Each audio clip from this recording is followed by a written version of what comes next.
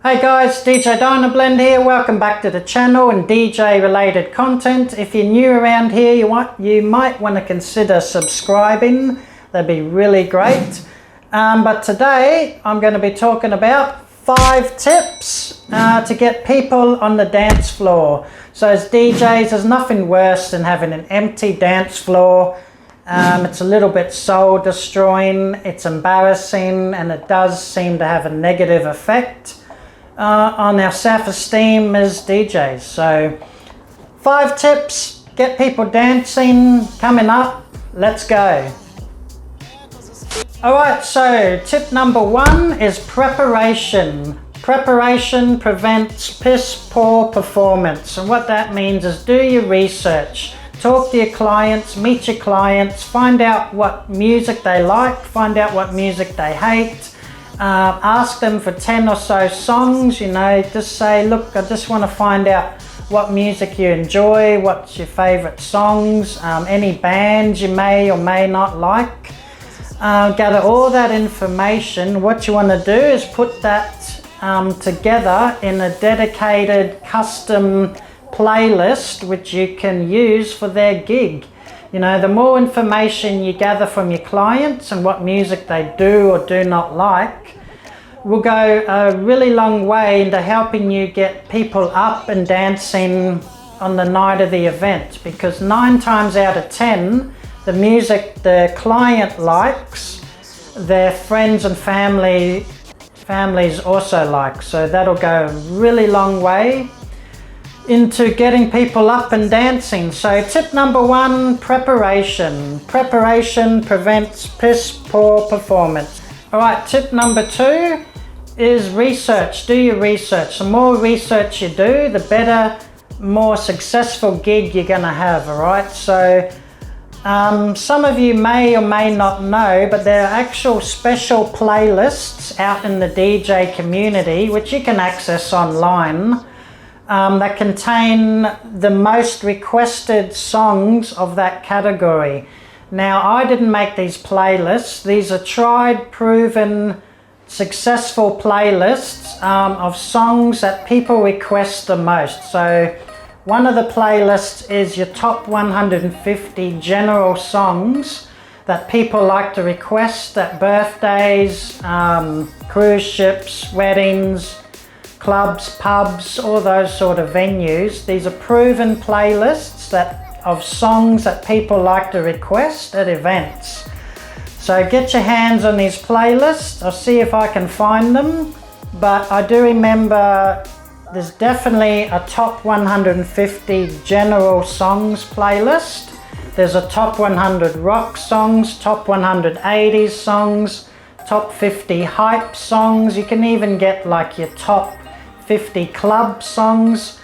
So these are all songs people like to request, and they're proven time and time again that these series of songs and their playlists are highly requested amongst partygoers. So do your research. I'll link these playlists below so you can find them.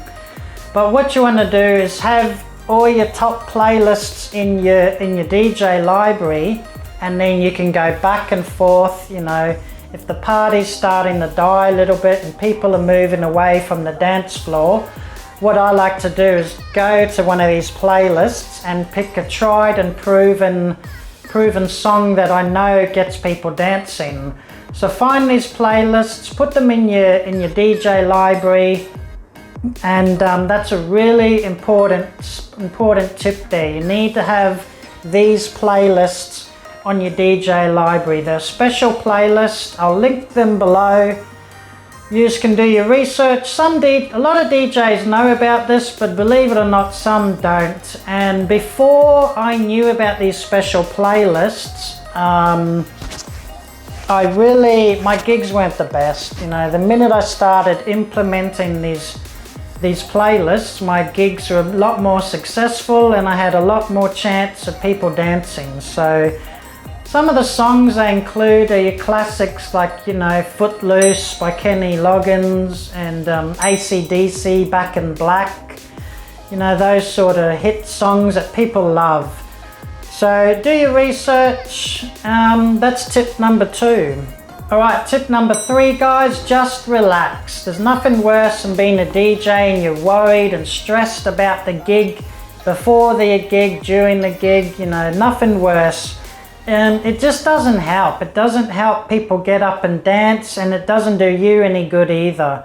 The gigs that I've stressed and worried about really made the situation worse.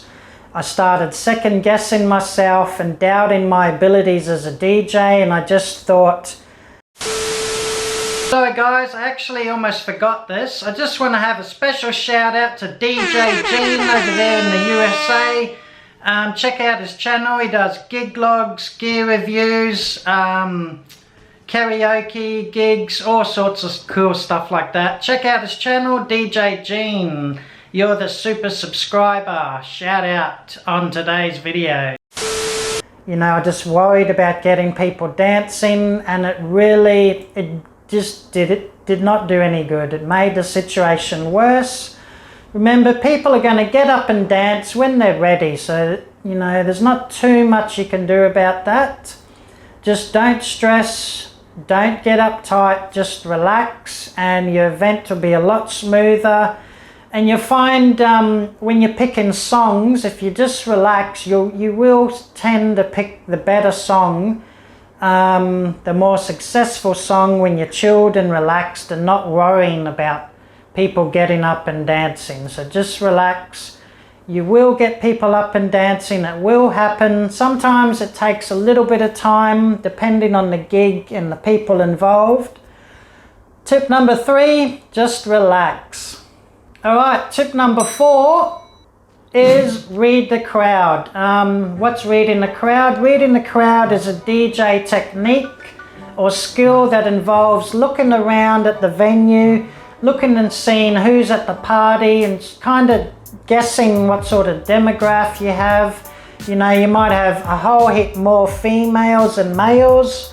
You may have a younger crowd, you may have an older crowd, you may have a broad range from young to old within the crowd. And what you want to do is play music that you think they're going to want to hear. Now, reading the crowd involves looking at what people are wearing, age, like I said, noticing their reaction to different types of music. So if grandma and granddad are here at the party and they're sort of starting to jive, tapping their feet, they're getting up, moving around, talking to people around the venue more than they were at the start of the event, and they're just really starting to enjoy the music, it's probably a good indication that they're almost ready for a good dance session. So what you'd like to do is possibly play, you know, a hit or a song that they're going to want to hear, which will distract them and get them up onto the dance floor. So reading the crowd, I have to admit, I'm not the best at doing it. It does take practice. It's a bit of a DJ skill where you've really got to get the gigs under your belt to be good at reading the crowd. But basically, as I said, just observe what people are doing, notice what people are wearing. So if here's a cowboy, you know, he's got his checkered shirt, the Wranglers, the big cowboy hat, you know, it's pretty fair to say that he'll enjoy maybe some country music. So can be very simple reading the crowd, but it can also be quite difficult. You know, if you've got a whole heap of young kids at the start of the event, you might want to consider playing some kids music or line dances, getting the kids up to dance first. That gets them out of the way, and it's also sorts of gives the gig a bit of a good vibe. You know, at least you've got kids up and dancing, which the adults will notice and probably take videos and photos of their kids dancing. Reading the crowd. If there's kids, play to the kids. If there's grandparents, play your older music. Cowboys, play some country. You know, people with short sleeve shirts and tattoos all over them. I don't know, you could probably play some heavy rock. You just sort of read the crowd, do the best of your ability to get people up and dancing. I'm not the best at it, as I said. It does take practice. Read your crowd. That's tip number 4. Alright, I know I said I've only got 5 tips for you guys, but I've actually got an added bonus tip. So here we go. What I like to do is just have a static colour on my DJ booth and my speaker stand scrims. Just have a red or a green or blue or an amber or white to match the venue or theme, right? And what I like to do is, as people start to come up and dance, I slowly introduce new effects or features from my DJ gear. So people start to come up and dance, I'll add in a wash chase, you know, a flash. I'll start to add lasers, I'll start to add little bits and pieces here and there. You never want to just display everything your sound and light system can do right at the start of the gigs. Now, we've seen DJs playing right from the start of the gig and their lights are flashing, the effects are going off, they're hitting smoke, you know, the bass is right up. They're really leaving nothing under their sleeve or in their arsenal for later on in the event. Just sort of introduce a little bit at a time. As the night progresses, people will be like, oh, what happened there? I never noticed that before. Oh, I didn't notice that lighting effect before. Or I feel like the music is getting louder and more bassier. You know, tweak your bass near the end of the night instead of the start. Leave something up your sleeve. That's the bonus tip for you guys, and it will entice people to dance, you know, it will. People are out here dancing, everyone else is looking around, looking at the dance floor and thinking, oh, that looks different, I didn't notice that before. Leave something up your sleeve, tweak your sound a little bit as the night progresses, you know, add a little bit of bass, add an effect here or there. When everyone's up having fun and the dance floor is absolutely pumping, then throw your smoke machine on. You know, that just entices people even more to come to the dance floor and have fun. Bonus tip, hope you've enjoyed the 5 tips, guys. Feel free to comment below. Let me know what you guys do to get people up and dancing, and let me know what you guys do to keep people there. I'd love to know. Please leave a comment in the comments. Please give me a like. Feel free to subscribe and hit that bell for more notifications of future videos I might have coming up. Thanks for watching. Hope you've enjoyed the channel. Peace out.